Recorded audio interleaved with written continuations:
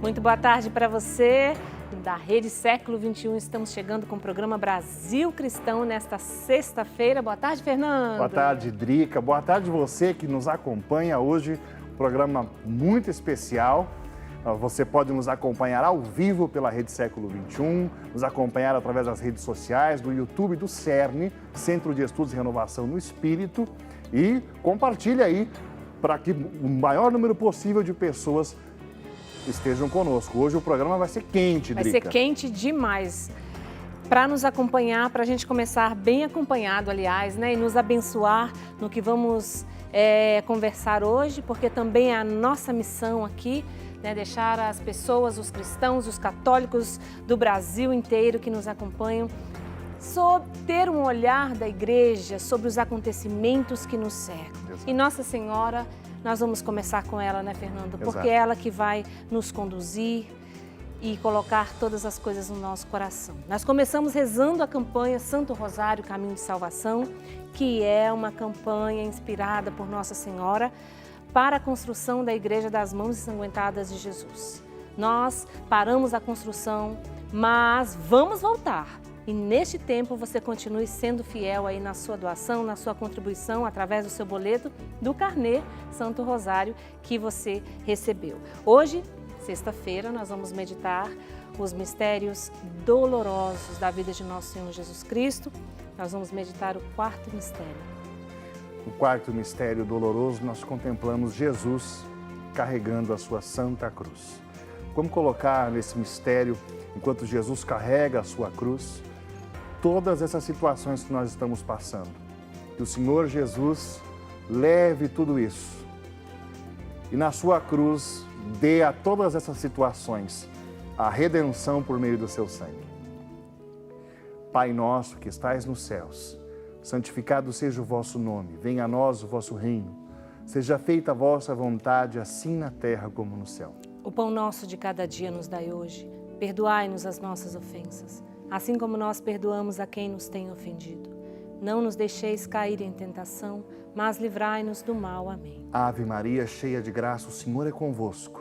Bendita sois vós entre as mulheres, e bendito o fruto do vosso ventre, Jesus. Santa Maria, Mãe de Deus, rogai por nós, os pecadores, agora e na hora de nossa morte. Amém. Ave Maria, cheia de graça, o Senhor é convosco. Bendita sois vós entre as mulheres, e bendito o fruto do vosso ventre, Jesus. Santa Maria, Mãe de Deus, rogai por nós, os pecadores, agora e na hora de nossa morte. Amém. Ave Maria, cheia de graça, o Senhor é convosco. Bendita sois vós entre as mulheres, e bendito o fruto do vosso ventre, Jesus. Santa Maria, Mãe de Deus, rogai por nós, os pecadores, agora e na hora de nossa morte. Amém. Ave Maria, cheia de graça, o Senhor é convosco. Bendita sois vós entre as mulheres, e bendito o fruto do vosso ventre, Jesus. Santa Maria, Mãe de Deus, rogai por nós, os pecadores, agora e na hora de nossa morte. Amém. Ave Maria, cheia de graça, o Senhor é convosco. Bendita sois vós entre as mulheres, e bendito o fruto do vosso ventre, Jesus. Santa Maria, Mãe de Deus, rogai por nós, os pecadores,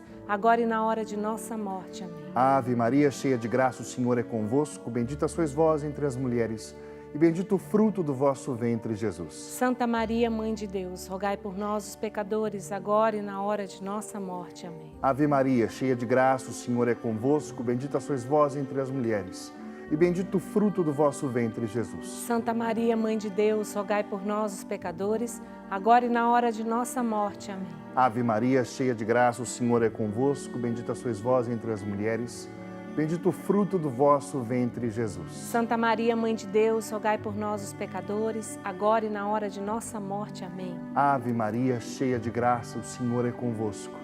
Bendita sois vós entre as mulheres, e bendito o fruto do vosso ventre, Jesus. Santa Maria, Mãe de Deus, rogai por nós, os pecadores, agora e na hora de nossa morte. Amém. Ave Maria, cheia de graça, o Senhor é convosco.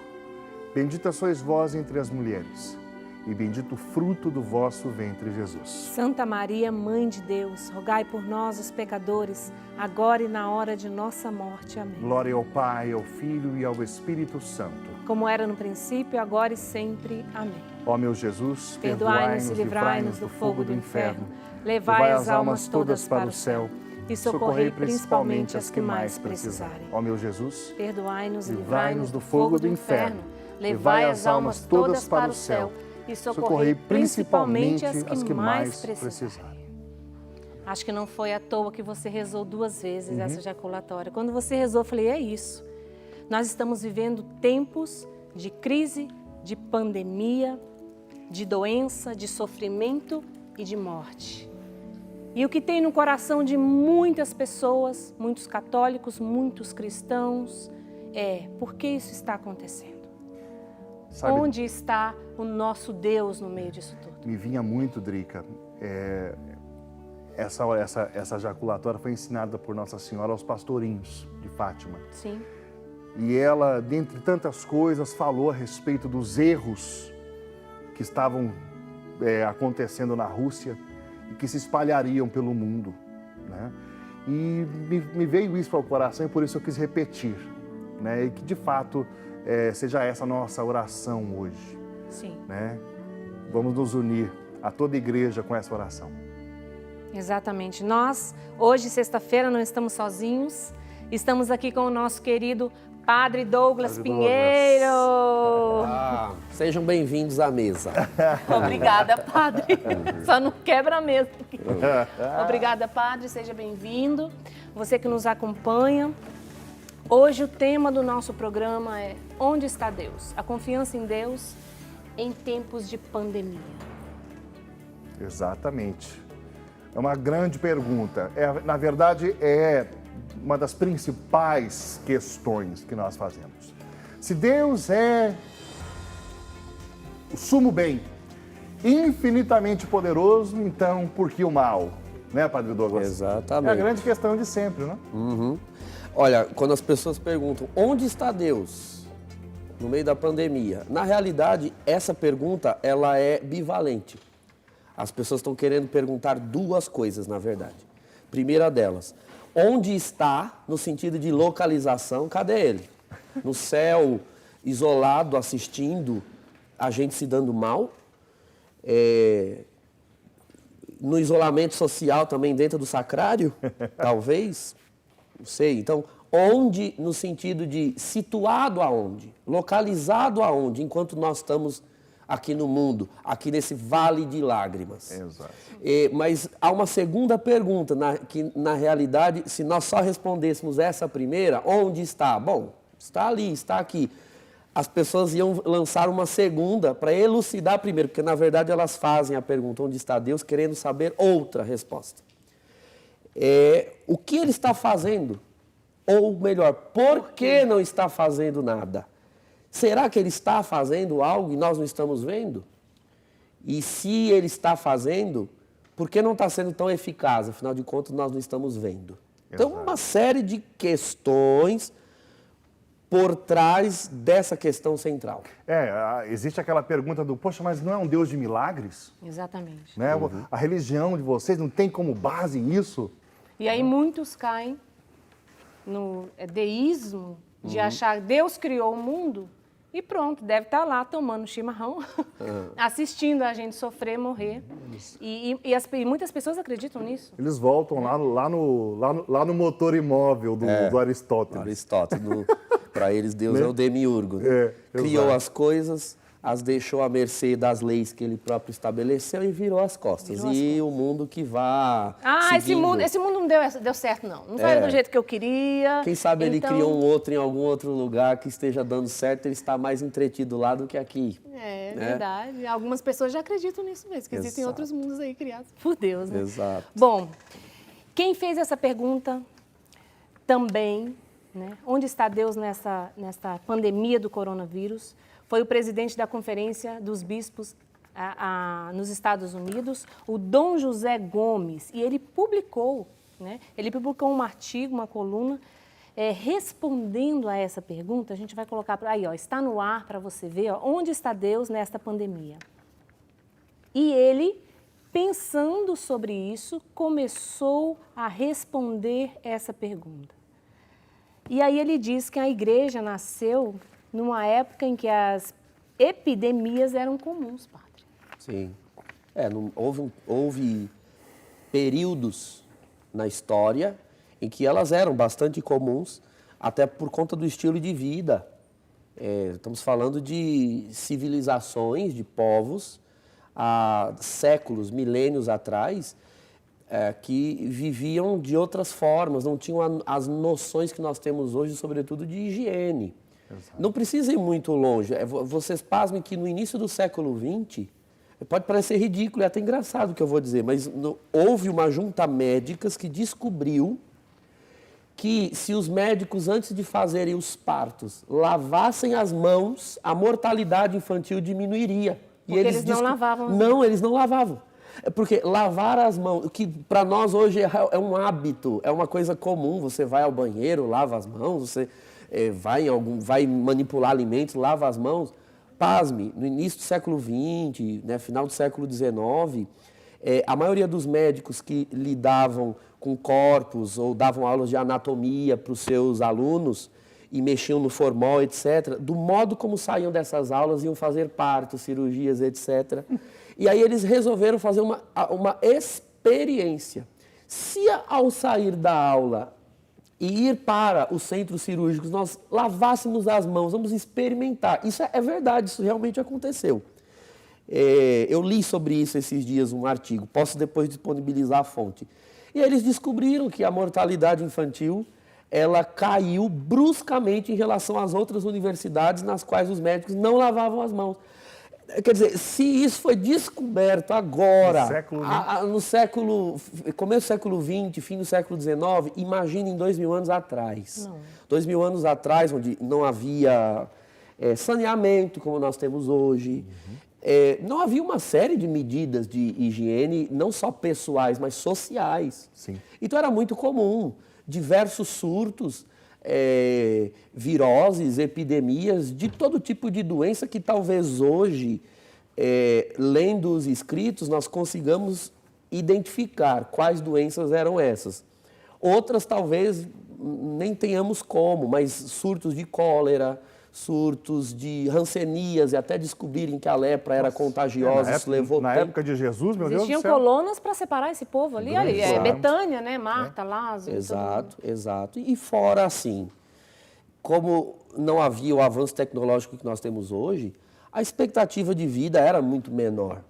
Não era uma surpresa uma pessoa que morresse aos 50, porque doenças que hoje podem ser postergadas, naquela época eram absolutamente fatais. É um marco histórico na história humana a invenção da penicilina, por exemplo, e dos antibióticos. Foi um marco, porque todos nós tendíamos a morrer com a menor infecção. E hoje infecção não é uma palavra que nos cause medo, pavor, como causa o câncer, por exemplo. Agora, o medo, o temor que a palavra câncer nos causa hoje, o termo infecção já causou. Então, tudo depende da época. E, de fato, a igreja atravessou 2000 anos de história, atravessou inúmeros períodos em que doenças hoje absolutamente, perfeitamente tratáveis e curáveis, naquela época eram sinônimos de morte certa. E a igreja tinha um comportamento naquele período. Nós precisamos, então, consultar a história, ver como a igreja se comportou, como os cristãos liam essas situações, para relermos a nossa também. Existiram, né, várias pestes, e não só pestes que assolaram a humanidade, mas guerras. Nós passamos por 2 guerras, o Brasil não, né, mas o mundo, e quem enfrentou foram milhares e milhares de pessoas que perderam suas vidas, e a igreja estava ali passando por isso. Então, assim, diante disso, nós estamos dizendo que sempre existiu, sempre a igreja, a humanidade, né? Nós estamos olhando para a história da igreja. A igreja sempre teve que fazer frente a problemas, ou de epidemia, a questão do sofrimento, sempre presente, onde tem ser humano, é antropológico. Muito bem. A questão, então, é a seguinte, Padre, nós estamos diante de um Deus de milagres, um Deus que, quando fala ir de evangelizar, manda curar, ok? Sim. E a postura deste Deus diante das doenças, diante da dor, que talvez é aqui onde o Tico e o Teco, às vezes, não conversam nas pessoas, né? e o tipo de cristianismo que eles têm na cabeça. Exato. Que tem muita gente fazendo ironia, por exemplo, com os carismáticos. Por que vocês não estão nos hospitais, rezando pelas pessoas, para as pessoas serem curadas? Exato. Padre, vamos abordar isso. Essa ironia que se estende em todos os âmbitos. Nós temos visto em redes sociais católicos ironizando os neopentecostais, por exemplo, né? Manda o Edir Macedo ou o R.R. Soares. Olha, esse tipo de brincadeira não tem graça. Porque tudo bem que eles podem, talvez, instrumentalizar os carismas por outros interesses, mas, por outro lado, essa é uma chacota para com o dom de cura, não para com esses pastores. E com isso, nós estamos fazendo chacota com aquilo em que nós também cremos. Exato. Nós também cremos que Deus é poderoso para curar e para fazer. Duas coisas eu gostaria de refletir nessa tarde para ir respondendo a essa pergunta. A primeira delas, o nome de Deus demonstra, o nome de Deus revela a identidade dele. Então, Deus não é aquele que queremos que ele seja, Deus não é o fazedor daquilo que queremos que ele faça, Deus é aquele que é.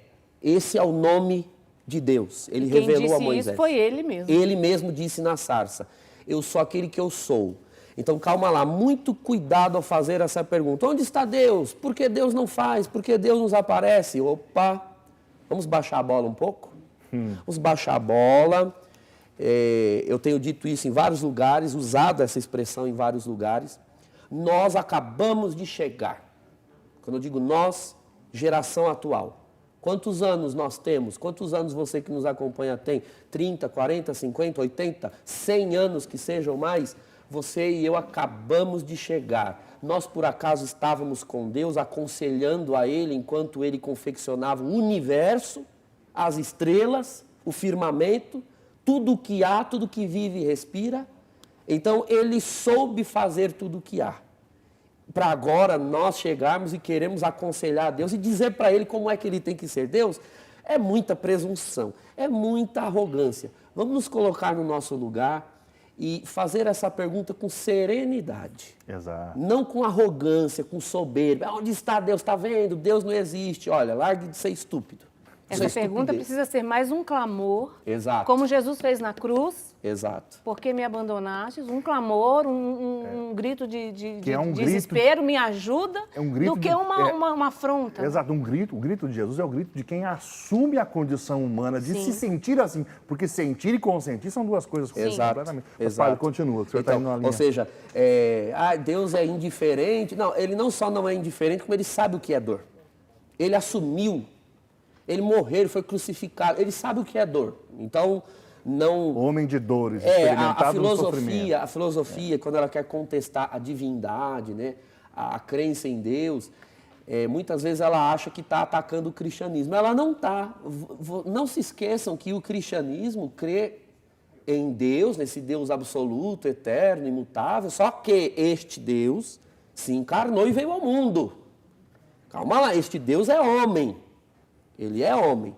Quando os textos dizem, né, Deus não é homem para mentir, não é porque ele não é homem, é que ele não é homem para mentir. Mas ele é homem, ele se fez homem. E até porque esses textos eram do Antigo Testamento, né? Mas eles não perderam a sua validade. Claro. Então, onde está Deus? Primeira resposta que eu gostaria de dar, aquela que nós damos na liturgia. Ele está no meio de nós, fazendo a mesma pergunta, só que o contrário. Onde está Deus? A Bíblia começa, capítulos 1, 2 e 3 do livro do Gênesis, com passagens nas quais o ser humano não pergunta onde está Deus.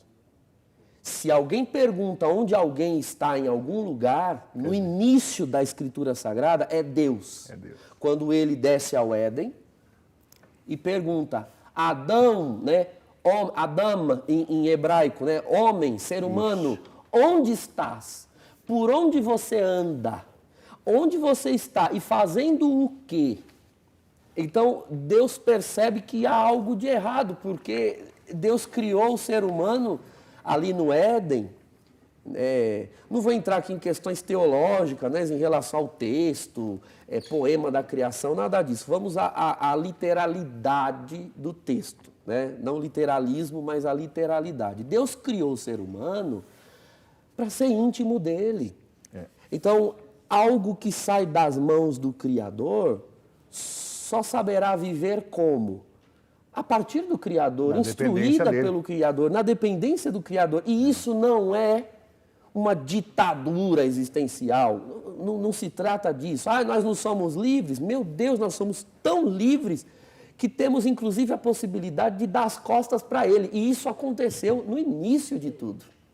A árvore do conhecimento do bem e do mal no paraíso é como uma espécie de porta aberta do paraíso. Olha, eu te amo e você é tão livre que está aqui essa árvore. Você pode até sair, você pode até perder o paraíso se você quiser.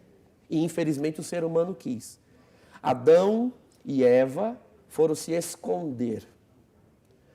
Ô Fernando, de que tipo de gente a gente se esconde?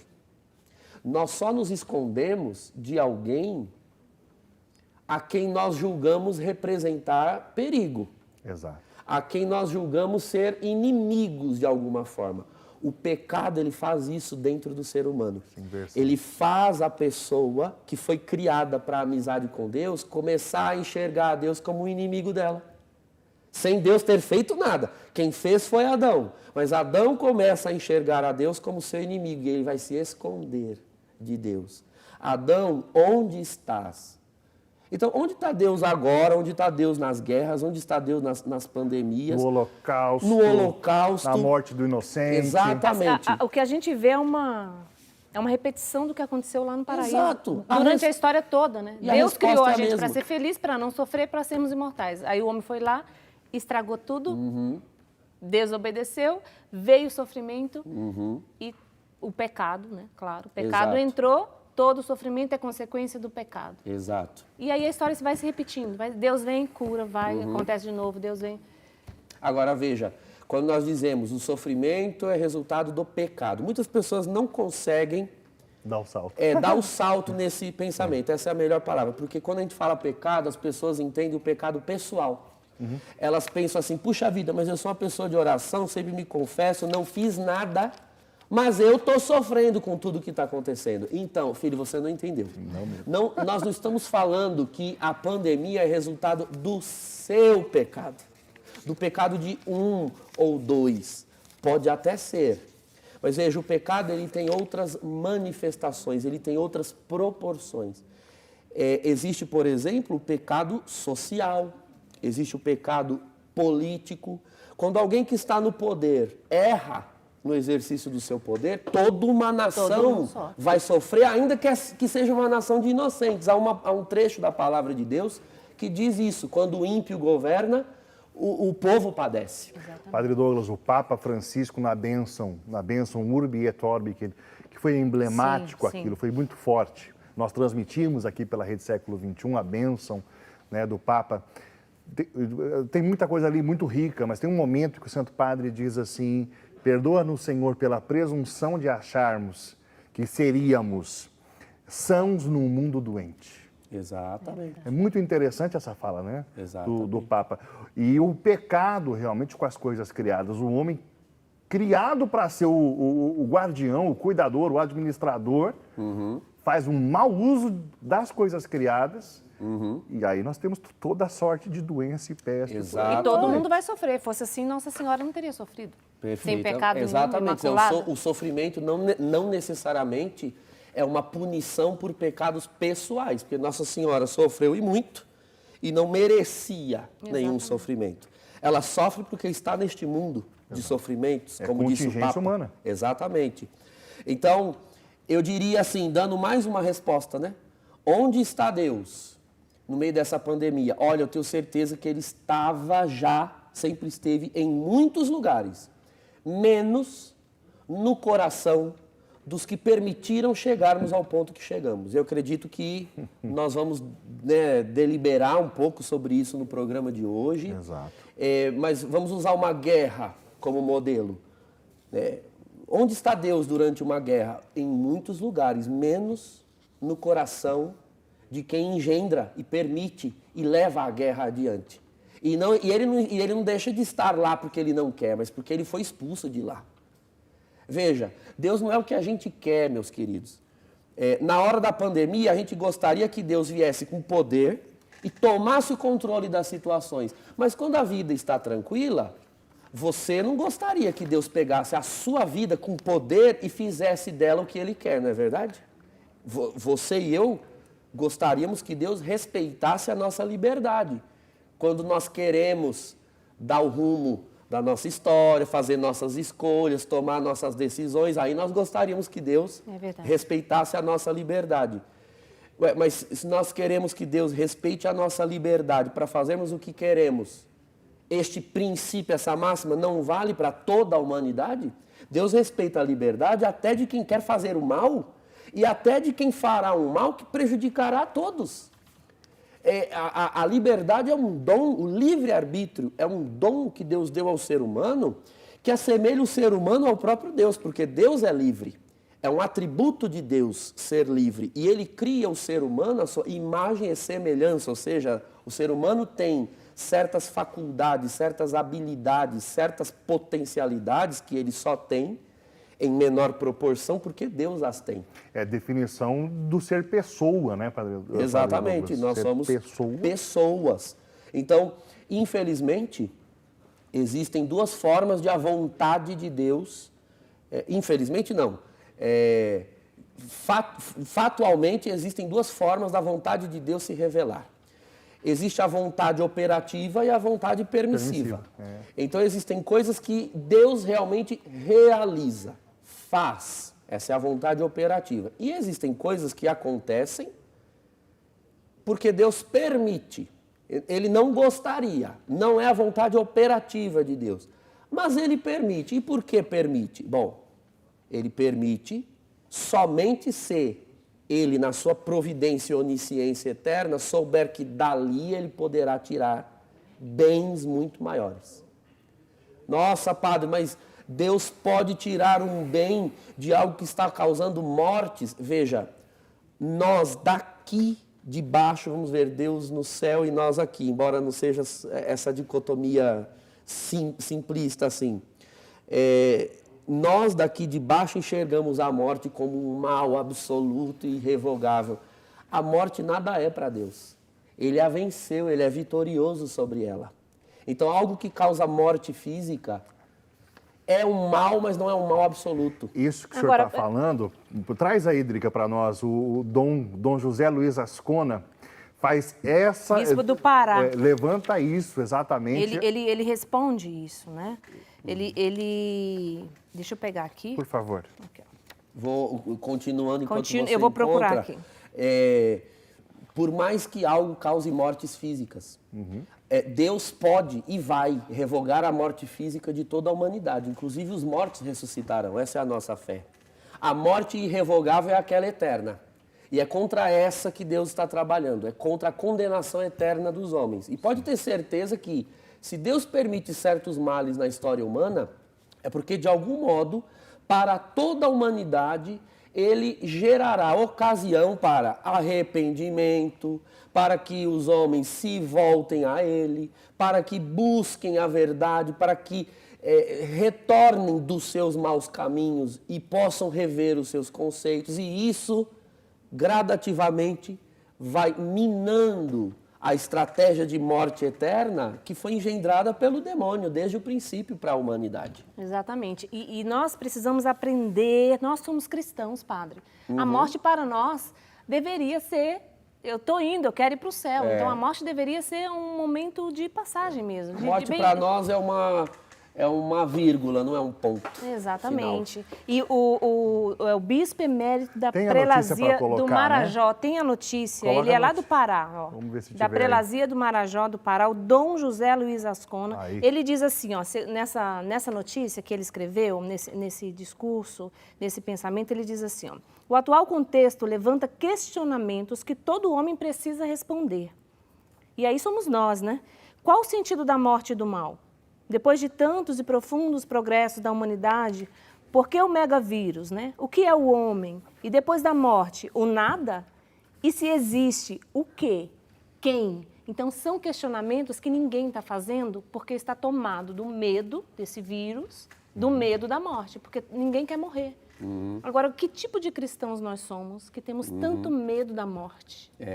Esse é um excelente pensamento que está voltando à baila, né? À pauta nos últimos dias, quando a morte se aproxima um pouco mais de todos nós. As pessoas, elas estão com a falsa ilusão de que agora a morte está mais próxima de nós. Ela sempre esteve. Mas nós criamos a falsa impressão de que ela está longe, de que a gente pode adiar, afinal de contas, sempre tem uma medicação, sempre tem uma cirurgia, sempre tem um procedimento, sempre tem um tratamento. Pois bem, isso é ilusão. Ela vai vir e vai vir logo e virá para nós e para aqueles que nós amamos. Exato. Então, até que ponto essa permissão, não é vontade ativa, porque Deus não deseja os males. Claro. Mas até que ponto essa permissão de Deus não é para nos fazer acordar das mentiras em que nós mesmos nos enredamos. Deixa eu fazer a comparação. Tem criança teimosa que vê a tomada e quer pôr o dedo ali. Ela quer. A mãe fala, o pai fala, eles brigam. Às vezes ela vai com o dedo em direção à tomada e a criança leva um tapa. Ela insiste, ela teima. Eu já vi mães fazer isso. Quer saber de uma coisa? Você quer pôr a mão? Ponha, tá lá. Ponha. E inclusive a mãe, ela deixa pôr e fica por perto, né? Quer dizer, eu vou deixar pôr e ver o que vai acontecer. Porque se for para a destruição absoluta do filho, a mãe puxa, né? E ela deixa o filho pôr a mão, toma o choque e definitivamente ele aprende que ali não é lugar para se pôr o dedo. Porque a teimosia humana, o orgulho humano, existe em nós o homem velho, a que se refere a Escritura, que é um eco da voz de Adão e Eva, é um eco. A voz deles continua gritando em nós.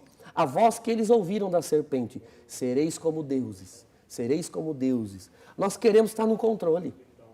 Então, Deus diz, não coma, não faça, não vá. Mas tem em nós aquela voz dizendo, quem disse que você precisa obedecer o que Deus está dizendo? Tente, faça, experimente. Bom, chega uma hora que Deus diz, pois bem, você acha que então eu estou proibindo, cerceando, porque eu quero lhe pôr uma camisa de força e te impedir de ser livre? Está lá, fique à vontade. Ponha o dedo. A humanidade tem colocado o dedo na tomada muitas vezes. Muitas. E às vezes não basta uma geração pôr e as outras deixam de pôr. Nós não conseguimos aprender com a história. Daí a importância de se estudar história, uma história honesta, que seja fiel aos fatos, porque até a história pode ser distorcida no seu modo de transmissão, no modo como ela é transmitida para gerações posteriores, né? A educação no Brasil é um exemplo disso em diversos aspectos, mas o fato é que sempre Deus permite esses males, porque ama tanto a humanidade que tolera pacientemente as próximas gerações, que não querem aprender com as anteriores, a errarem também. Deus tolera o erro delas, já que elas só aprendem errando e não recebendo a notícia dos que erraram. Isso é triste. Então, quantas epidemias já existiram?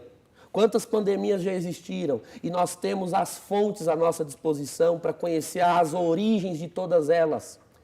Origens sanitárias, origens científicas, usos políticos, usos sociológicos que foram feitos das doenças. E ainda assim, muitos governantes, poderosos deste mundo, vamos assim colocar, não querem aprender, porque querem, né, sentir o sabor de poder dizer para si que tem condições de pôr o dedo na tomada. Brincando de ser Deus, né? Só que infelizmente, uma pessoa que é responsável por um povo, por uma nação, por uma sociedade, ela põe o dedo na tomada segurando na mão de muitos outros. E os outros que não puseram o dedo ali, serão eletrocutados por consequência, sem terem desejado pôr o dedo.